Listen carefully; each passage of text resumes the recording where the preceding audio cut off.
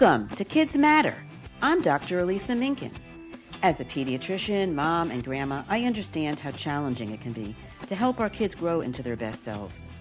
We are so much more powerful together. Here, I will be sharing the knowledge and wisdom of a wide range of people who understand and care deeply about children. I'm hoping for your input as well because kids really do matter. They are our future.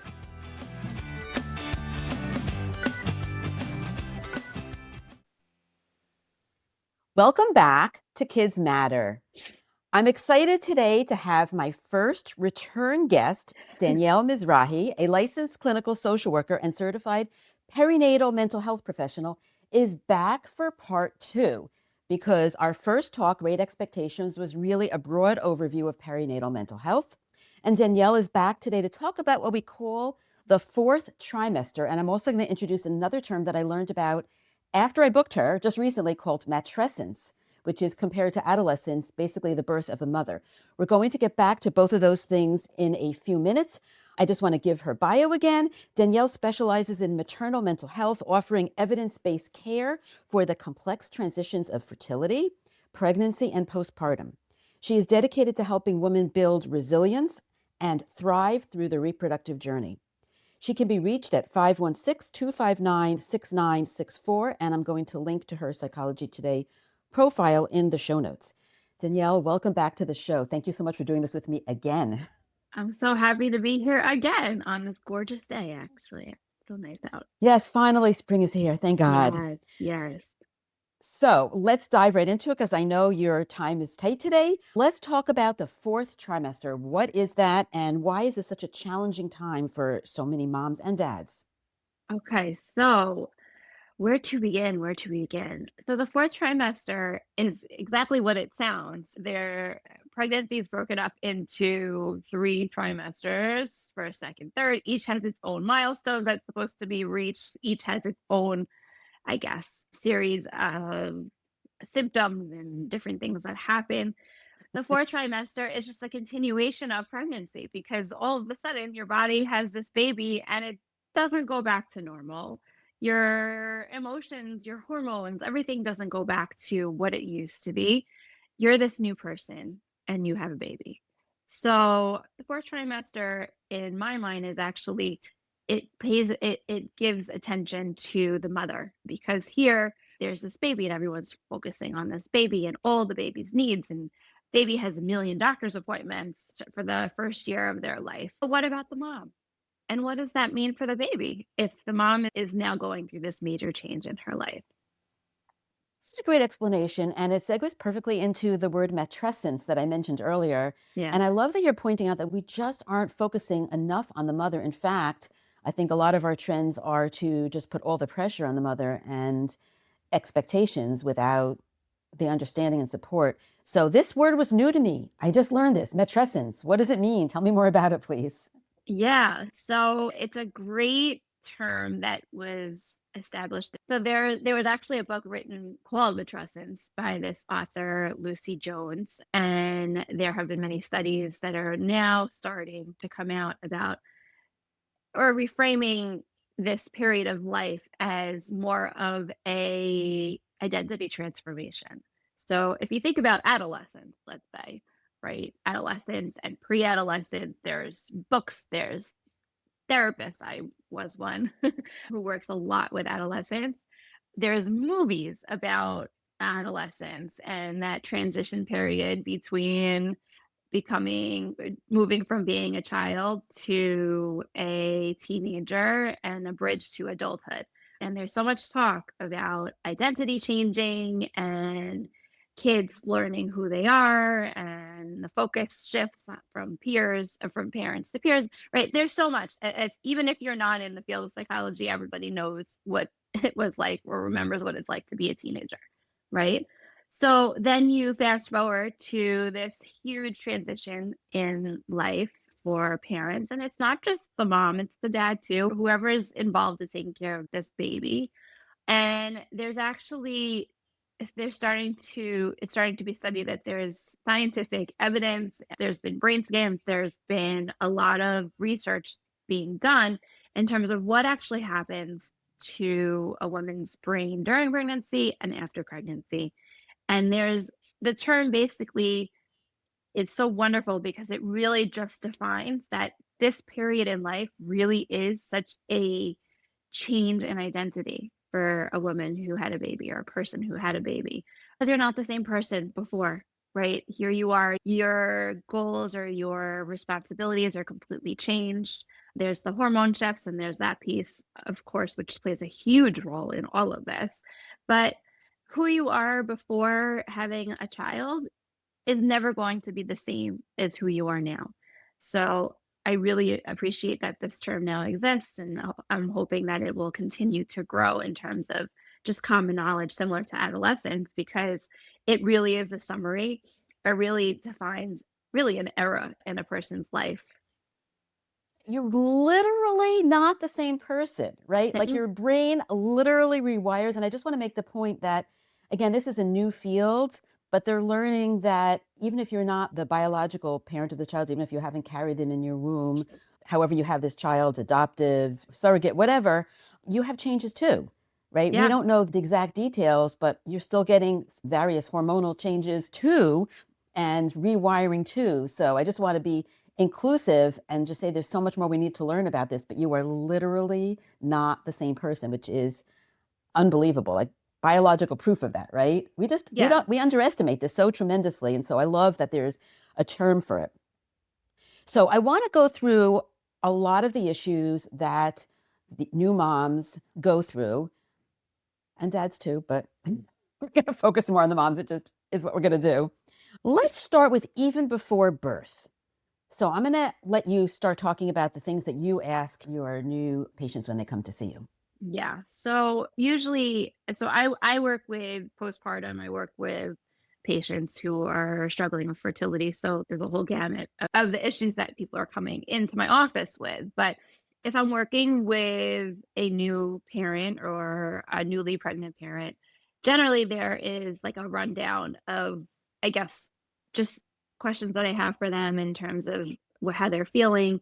And it really starts from day one of trying to have a baby, or whether the pregnancy was planned or not. And that's actually a question that I ask, because the fourth trimester isn't just all of a sudden it just happens. There's a lot of events that lead up to it, and that will shape how a family or a mom or a new parent feels on many different levels as they progress into parenthood. So I usually start off asking, was the pregnancy a planned pregnancy? What does it mean if it was a surprise? Right? What does it mean if it was planned? What if it means if there was fertility issues before, right? How long were you trying to have a baby? Um, all of these factors influence how a woman will feel once the baby is born. And also, a lot of times when women experience fertility issues, and there's so much focus on, I just need to get pregnant, I just need to get pregnant, I just need to have baby, I want to have a baby so badly. There's so much of focus on that process. And then once the baby is born, okay, now what? I didn't even think this far in my book because it was so much of a dream of mine. It was so much of something that just seemed like it was so far away, and I was trying so hard, and now I have this baby. And it affects the way a new mom will feel 100%. It's not just, again, the second they have a baby, everything changes. There's a lot that happened before.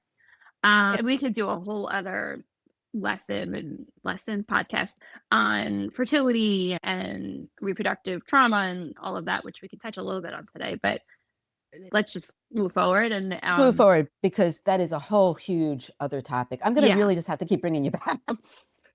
Yes, you're If you're you're calm, I'll testing have my you. knowledge here. I really appreciate it. Okay. Okay, so it's the what were the leading factors Oh, up to the pregnancy? Yeah. so that's a good beginning. I want to move on to the birth. And I think a theme that may be running through here that may be even more true for someone who's been through pregnancy loss, fertility challenges, is this idea of perfection, right? Like you Right. spend the 9 months in great expectations, that's the title of our first talk, Yes. of the perfect, right? Everything. And then the birth doesn't go the way you planned. Yeah, Birth trauma. I want to exactly. hear you tell me something about Oh that, boy. please. Okay. So yeah, so then I generally will move on to, how was the pregnancy, right? Were there complications during the pregnancy? Sorry. How is No, it's okay. It's yeah, we're right where you want to be. How is a woman feeling? Were they sick in bed for the whole pregnancy, as so many women are, right? How does that impact someone's mentality and mood during pregnancy and postpartum? And then to get to where you were going, Elisa, is how is the birth, right? Did the birth go? Was there a birth plan that the mom wanted to follow? And I have such mixed feelings about. There's a I don't know if it's a trend or there's a part of preparation for birth. A lot of people will come up with a birth plan and they'll come up with how they want the birth to go and who they want to be there and drugs or no drugs, C-section, is that on the table or not? And then they get to the hospital and their baby has other plans or their labor and delivery just does not go according to plan. I feel like it sets up the mom for automatic failure, right? There's this idea that I can control everything that's going to happen. And if anyone who's ever been through birth, I've been through 3, thank God, nothing goes according to plan. So it's important to be able to advocate for yourself in the hospital, but also to keep an open mind that things will happen and there's only so much you can control. So a lot of moms will come to me with this birth story and we'll go through it. And it's so traumatic. Even if it's something small, I can't say small, but even if it's like a shift in, oh, I couldn't get my epidural in time, or I had to get an epidural because I was in so much pain and I thought I could handle it. There's so many things that happen that can lead to a woman feeling like I failed. I did not do this the way I wanted to. Things didn't go according to plan. So we talk a lot about the birth experience. And then of course there's more severe complications, and there are women who really do experience like what I call big T trauma, where their life was in danger or the life of the baby was in danger. And then NICU moms, babies that have to go to the emergency room. There's so many different things that can happen during that experience. And for many women, it's the first time where they really feel like they don't have control over anything going on. And here you are. So then you get home from the hospital with this new baby again, and so much has happened already. Oh no, sorry. This is why So we have much. editing. Yes. You get home from the hospital and you've been through a war, really. You're coming home and you've been through a war and you're expected to take care of this new baby and potentially other kids at home.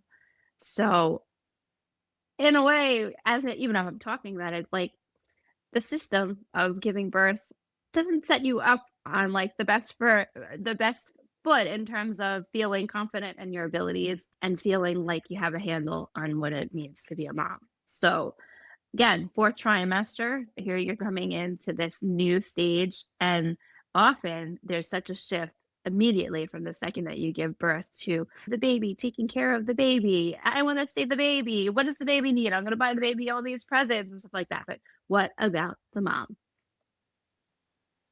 Chopped liver. It's I'm going back to what you said about wanting to have control, because I do think that is a theme that goes through this all the way from little t, medium T to big T trauma Yeah. with the birth experience, the pregnancy experience. I had forgotten about that you may have this idea of the perfect pregnancy where you're sitting there having ice cream and pickles and having just this little perfect belly. And I think one problem we talked about in our other talk, we don't have to go into here, is the social media pressure for everything to be perfect and to be in control. But I think a major lesson that I know I learned, and I feel like I talk about a lot with parents in my practice, is that you do not have control. You never did. It's a problem when you experience it in real life, right? Yeah. It can be a shock to the system. And then on top of the hormonal changes and all, and we talk about postpartum anxiety and depression, and we did touch on that and on in the last podcast. There are so many factors that can lead to developing a postpartum mood disorder, or and there's definitely a scale of how the adjustment goes, but there's just so much that needs to be figured out for this new mom, and it gets complicated, to say the least. Go ahead. Yes, it really does. It really does get complicated. So back to this idea of perfection, and we're gonna put aside the mood disorders, the baby blues for a little bit, but really that other talk was an overview of that, and we're not going to Yeah. focus on that as much today. We're going to focus really more on what I call the normal things that might not feel so normal, especially if you don't know that it's normal. So again, you think you have this baby that you've had this Gerber baby image of this perfect baby, and then reality hits. So I want to talk about some of the most common challenges that a new mom and dad will be dealing with that maybe they didn't anticipate. Talking about feeding, sleeping, and attachment at this point. Yeah, for sure. So, yeah, so there, I think anyone who's never experienced the sleeplessness of having of a new mom, it's unlike anything else. And yeah, I'm talking from my personal experience when it comes to that. But sleep, one of the three things that people need in order to survive the most, they need to eat, they need to sleep, and they need shelter, right? Food, clothing, shelter. So here you are, you're responsible again for this child or this baby to feed them, to help them sleep while you're trying to feed yourself and sleep yourself. It gets very complicated. And how a baby's sleeping can affect how a mom is able to function, what kind of health the mom has, if the baby's not sleeping, right? It's inevitable that babies aren't going to sleep through the night for quite some time. Some people get luckier than others. But the sleep pattern of this new baby is such an adjustment during that fourth trimester. And it's something that is a real challenge. And then in terms of eating, right? Is the baby breastfeeding? Are you breastfeeding? Are you nursing? Are you pumping? Are you formula? Are you supplementing with formula? Like, again, there's ideas that moms have before, I guess, having the baby of what they want to do. Is it in line with what is working for their child? Like, I know I wanted to breastfeed and my baby was rushed to the NICU day one. Thank God he was okay. But like, I couldn't do the skin to skin that was expected in the hospital because he was huge and he needed to eat like right away. And I wasn't with him. So that's just went out the window. So again, these preconceived notions of what things are going to be and then how it actually turns out. And it all impacts how a mom feels. And the sense of, I think I'm glad that you brought up the word perfectionism, right? Feeling that they need to be perfect and that this whole experience is supposed to look and feel perfect. And there's this instant bond that develops from the second the baby is born. And here you are so far away from that ideal image of what it's supposed to be. And how do you cope with that? How do you bargain with yourself to be okay with that? And how does that look in real life? Because there's just so much there. It's really true. And I want to talk more about attachment because you mentioned having your baby whisked away. And I know years ago, I think it's really been debunked. I don't know if it's as much as an issue as it was years ago. There was this concept of if you don't have the skin to skin, if you don't have that baby right on you, you're not going to attach Yeah. properly. Yeah. I'm hoping that's been not a thing as much anymore. It really was decades ago. There was like this whole Sears attachment parenting. And tell me it's not as bad as it used to be, please. Because that's not true, I people. You'll I be know. I fine. Your baby will mean, be fine. yeah, I think it's still there. I think there's still a push to breastfeed, and even hospitals are being, I guess I've heard from nurses that I work with or friends that are nurses, right, in the postpartum, like there's like incentives to for nurses if they get a mom to breastfeed in a hospital. So there's definitely still a push to do things that way. And breast is best however you feel or whatever the research is there. And I'm not saying here nor there. Like, it's not my job as a therapist, not my job to convince someone one way or the other. But there's definitely a pressure to do things a certain way. And when it's not possible, whether it's like, again, a baby not being with you or a mom just being so physically exhausted from a 36-hour labor, whatever it is, like there's definitely that feeling that I'm not doing what I'm supposed to be doing. And it really plays a role into this feeling like, can I do this? Am I a good mom? Am I ready failing my child from day one because I can't nurse, because I can't breastfeed? Right. I look at it as a pediatrician from both the angle of the mother and the baby. And what we're not really talking about yet is the mother wants to do what's right for the baby. It's not just about her feelings, right? We're talking more about her Hmm. feelings, but it's both. So I want to go back to attachment because breastfeeding and the pressure to breastfeed is coming from breastfeeding advocacy. That's not the same thing as attachment. That's a whole separate conversation that I do want to go into because it's really a big part of the fourth trimester. I want to go back to attachment because we didn't really talk about if you don't have that skin to skin. You still can bond. And by the way, it is normal to not feel this rush of perfect maternal glowing love immediately. Let's face it, a baby's coming out, they're bloody, they're gooey, they're smushed, they don't look like themselves. You don't even know. It's like, okay, what is this thing? Oh, this isn't what it's supposed to look like, but it's exactly what it's supposed to look like. Right. So, and for some moms, there is that instant bond. But again, there's so much more to it. And attachment, again, what happened before plays into attachment too. And whether the baby was planned and just feeling like whether it was hard to have the baby, whether it was hard to get pregnant, what does it mean? And a woman's own attachment style and their own history. That's what's so fascinating to me.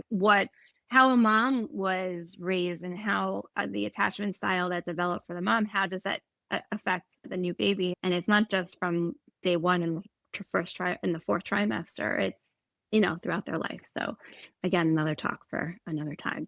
But yeah, there is this expectation or this, I guess, this pressure to be perfect, right? And we're supposed to do everything right and it's supposed to look perfect. Everything's supposed to look and feel a certain way. And then you have this real experience and it's not often quite what was planned or expected. And if everybody's treating you as incidental, right? And the baby as the main character, right? Yeah, It is normal to have a lot of feelings, including just being absolutely exhausted and just wanting to go to sleep sure. and resenting that you can't, right? So that affects things too. So that's normal. But I also see such a great use for therapy here if your issues from before or even now are impacting how you bond with your baby, right?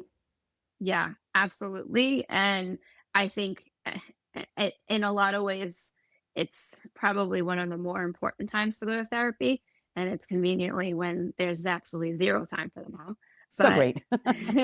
telehealth helps, though. I will say that it's access to so many more services available and for moms to be able to access it because even if the baby's there, like I'll have sessions with my clients and the baby's just sitting right on their lap. And not like ideal in terms of being able to focus, but at least you get a little bit of a picture of what's going on at home and it makes it more accessible. But yeah, there's so much focus on the baby and all of the needs that the baby has. But therapy for the mom is solely focused on the mom and what their needs are and how they're feeling and what this transition is like for them. Because again, we started off by talking about a shift in identity as you become a parent, right? Shifting into this new role where who you were before is pushed aside for a bit and it comes back and parts of it come back, but like I said, you're never the same. And so how do we discover who you are as a mom? What does it mean to be a mom? What does it mean to be your own person? And all of the factors that come into play. There's a lot of loss there too. You're like a lot of moms will come in and I don't even know who I am anymore. The grieving who you used to be and what life used to be. And many people I think will come in saying, I need to get back to who I was. But like I said, there's this change. It's not when you're a teenager. I want to be a little kid again. Unfortunately, it's not going to happen. But how do you take pieces of who you are and your learning experiences and your attachment styles and all of the things that have happened? And how does it culminate into who you are now? Absolutely. I just want to point out that there's a great show, an Australian show called The Letdown. Have you ever seen it? I've heard of it. I've heard of it. Yeah, I think it's on Netflix. It is such a good depiction of this period in time. It is really worth watching. If I can remember, I'll link that in the show notes too. Okay. And I've been binging on that lately. So that's really good. Yes, but this period, this identity shift has to do with becoming responsible for another human being in a different way than you've ever been before. And I'm just thinking in my mind of what it feels like to keep waking up to that siren sound of your baby screaming at all hours. It is such a jarring shift, right? From being able to be in charge of your own eating, sleeping, going to the bathroom to having a human being that you are responsible for. Yeah.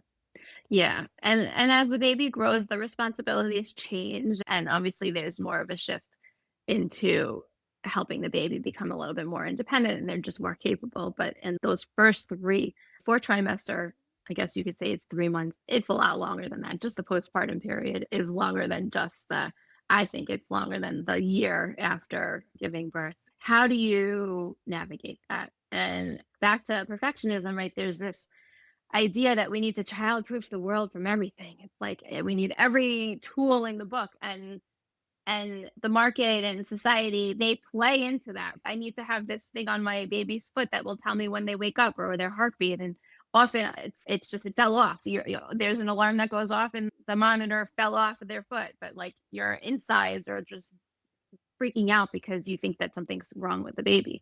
So there's this push to just childproof, and like you're responsible for protecting and making sure that all of these babies' needs are being met. And the same goes for kids. But the reality is, who's protecting the mom, first of all? Who's helping the mom through this? Who's there for them and helping them with their needs? But there's this it's really more that we need to like world sorry, let's say this over again. Okay.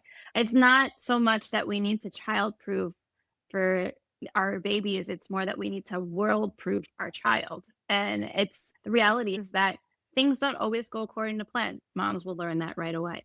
And it's okay for things not to go exactly according to plan. That's part of the process. And as a baby grows and they learn that in order for them to grow up to be human beings who are functional society, not everything is going to go perfect. So I think there's a pressure that everything has to be, you know, exactly how it's supposed to be. But the reality is that's not how life works.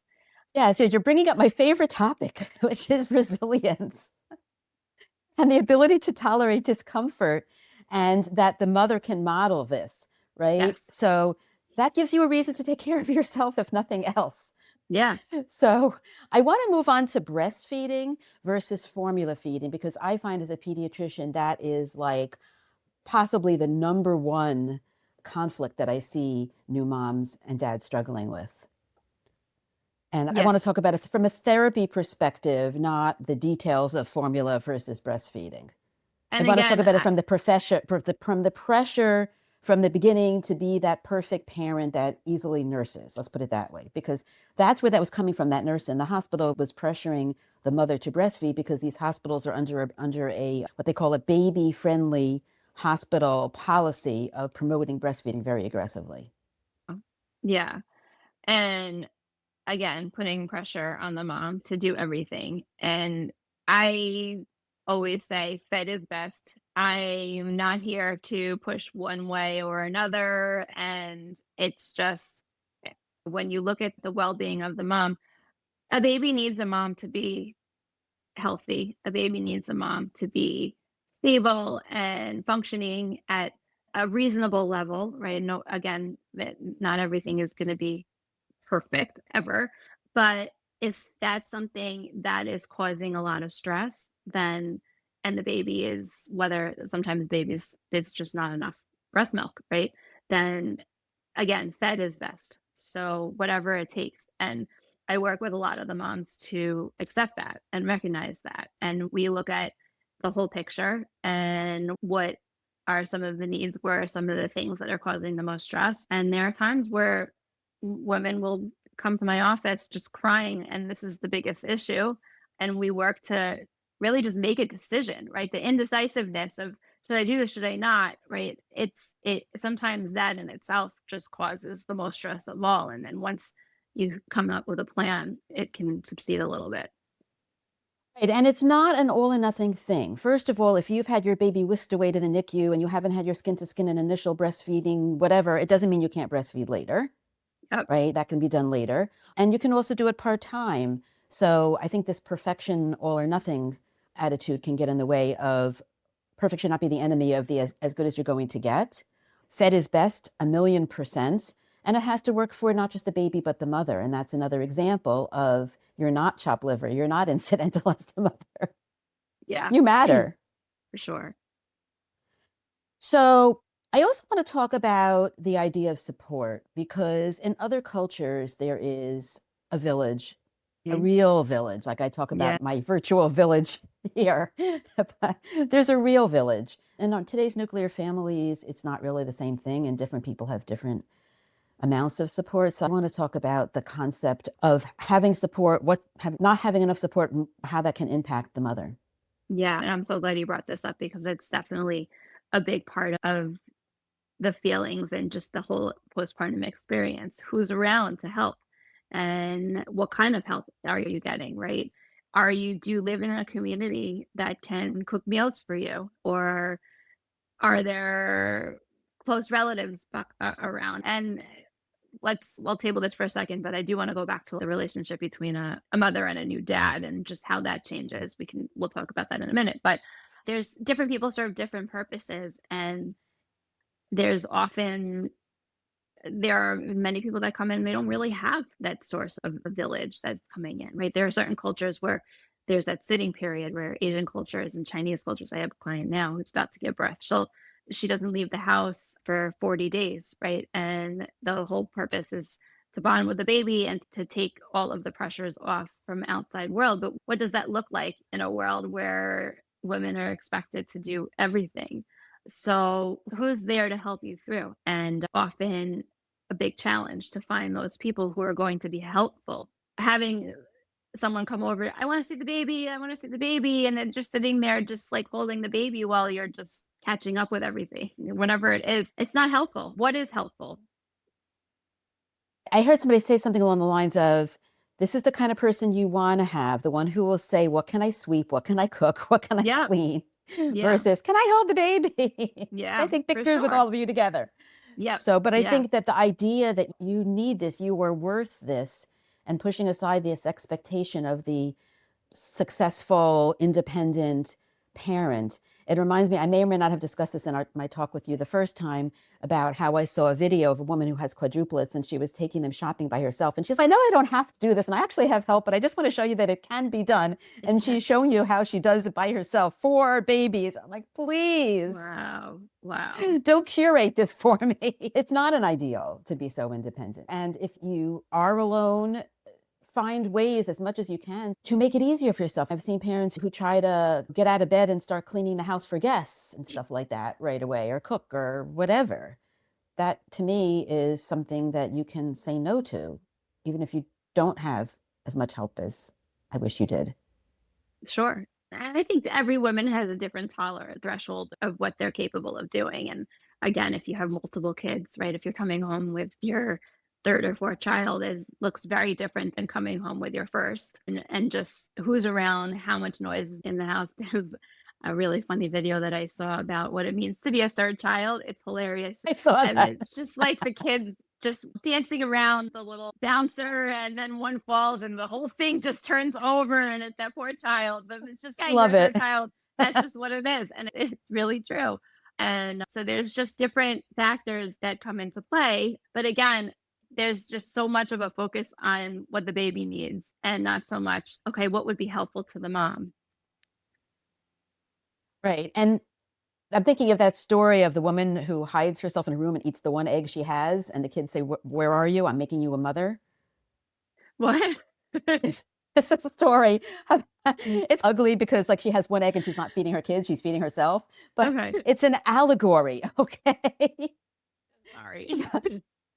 The idea is that you really do have to take care of yourself. And when you take care of yourself, it's a way to take care of your For child as well. sure. It's not selfish. And there's cultural When pressures to not do that. And that's what we're talking right. about now. When you're running on empty and you haven't eaten or you haven't taken a shower, it's impossible to take care of your baby. And it's so important to be able to realize to put your oxygen mask on first, right? Because Exactly. if you can't, if you don't, then you're going to crash. And that's ultimately the baby needs you.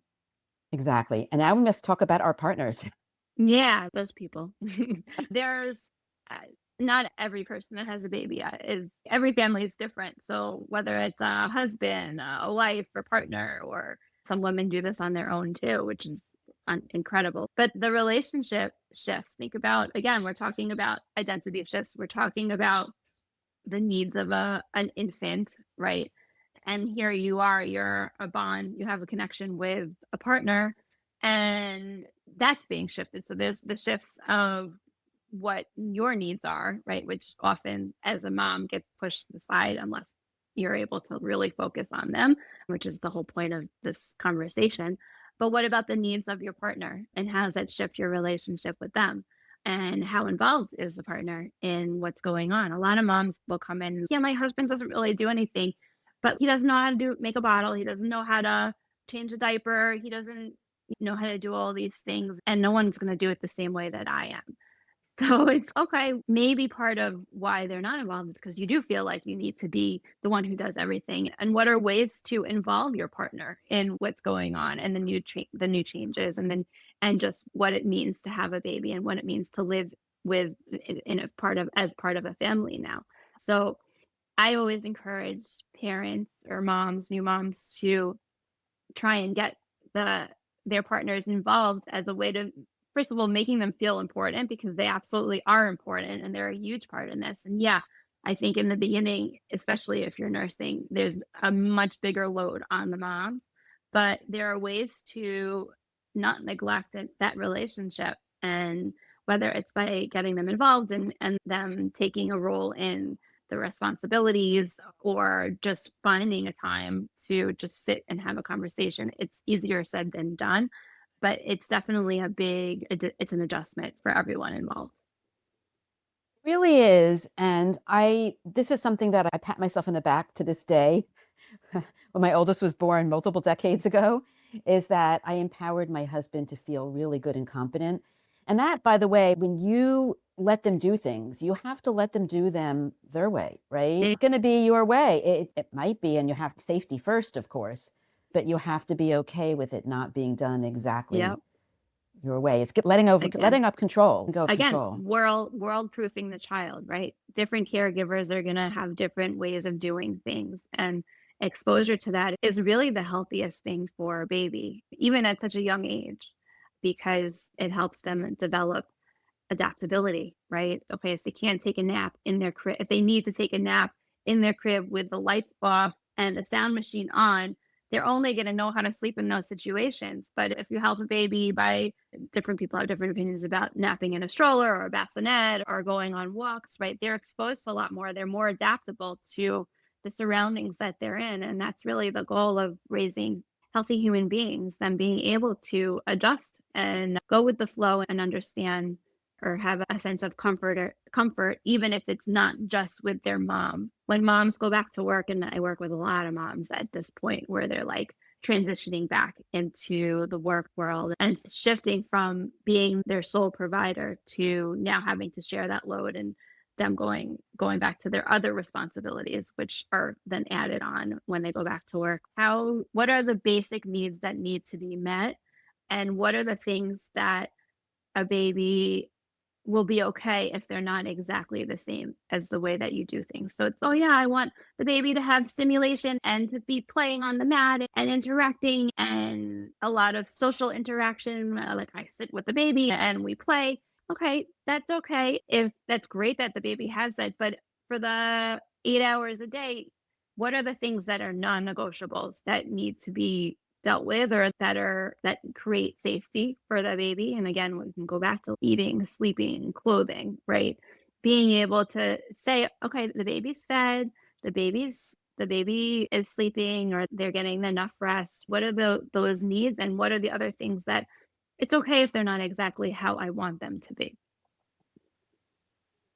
Yes, I really do love that. And I'm thinking of a story that when I interviewed Dr. Bubby of Ask Bubby, Flo Rosen is her actual name. Anyway, when I interviewed her, she told a story that a grandmother told her, where the grandmother was basically excommunicated because she gave her granddaughter a bottle of water when she was babysitting. The mother was breastfeeding and left her with nothing. So she Mm, gave the baby a bottle of water, and that was it. She was done. She was not allowed near the grandbaby again. And that's an extreme example, but I think it's really important to be able to delegate and to be able to give up this idea that you have to be in full control and full charge of this one human being. I can't imagine like how crushing that must feel. And you've given so many great reasons for why it's really good for the baby even if things are done differently. In fact, especially, right, Mm-hmm. if things are done differently. So I really love that.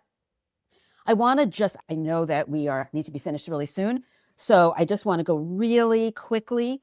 I want to bring up the concept again. We talked about it in the other episode, so please go back to listen to that, about two things: intrusive thoughts and when you need to get help.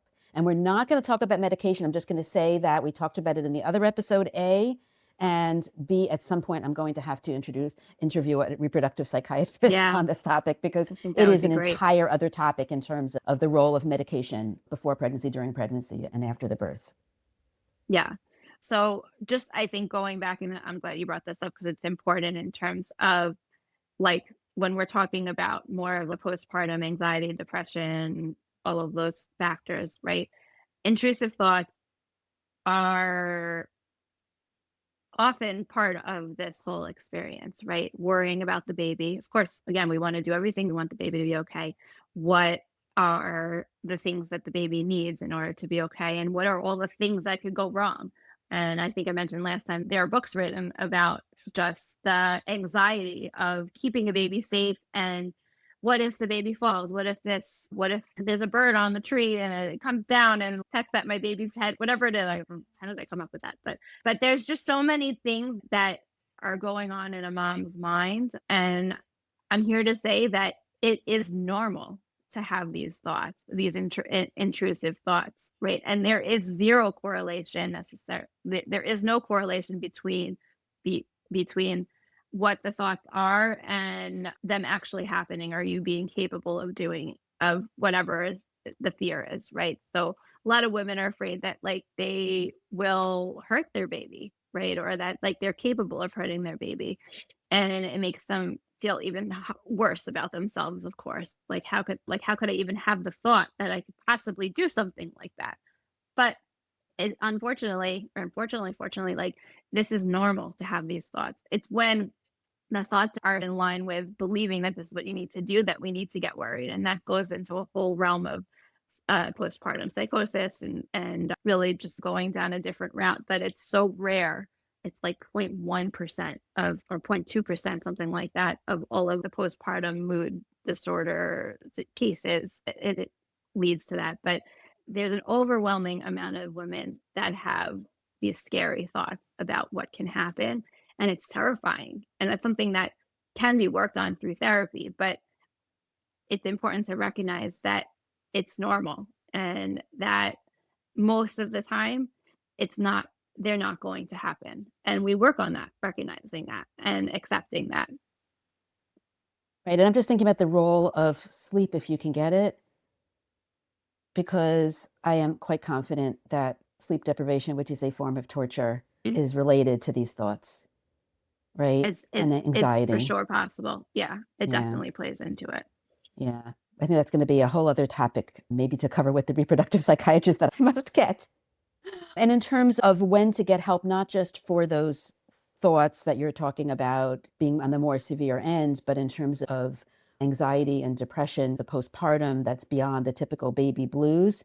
We did discuss it in the other talk. I'm not going to make you go through it again, but I'm going to link this talk as well to the hotlines that I linked the other talk to, just in case people just see this one, because I think it's really important to always have those resources, because all of this is on a spectrum. And not only is there no shame in seeking help, but it is really important to do that if you need that.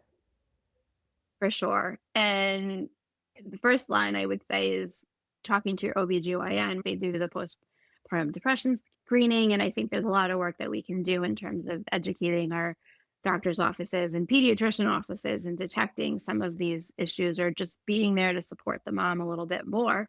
But there is help out there, and there are ways to reach the help that you need if you're feeling overwhelmed on a lower end and depressed, having some of these scary thoughts, whatever it is. There is so much support there. Right. And you can also talk to your pediatrician. Hello. Yes. We screen for Pediatrician, I this at said, multiple yeah, visits, and we are equipped to point you in the right direction. So I think that's another really important resource. And I want to thank you so much for doing part two. I'm so And I glad want you to that come you back guys, to talk about more facets of this, because there's so much more to talk about. but Yes. I promised you that we would end on time. So I want to thank you so much for doing this with me. Thank you for having me. Pleasure again. Thank you for listening to Kids Matter. Raising healthy, happy children takes a village, and I'm grateful you're part of ours. If today's conversation resonated with you, please share this episode with another parent, grandparent, teacher, or anyone who cares about kids. Together, we can build the supportive community our children deserve. I'd love to hear from you. Share your thoughts, questions, or suggestions for future topics at kidsmatterpodcast@gmail.com with no exclamation point. Your voice truly matters. Until next time, keep advocating for the children in your life because kids really do matter. They are our future. I'm Dr. Elisa Minkin, and this has been Kids Matter. Please note that while I am a pediatrician, I am not your child's pediatrician. This podcast is for informational purposes only and does not constitute medical advice. For any medical concerns or decisions, please reach out to your child's healthcare professional.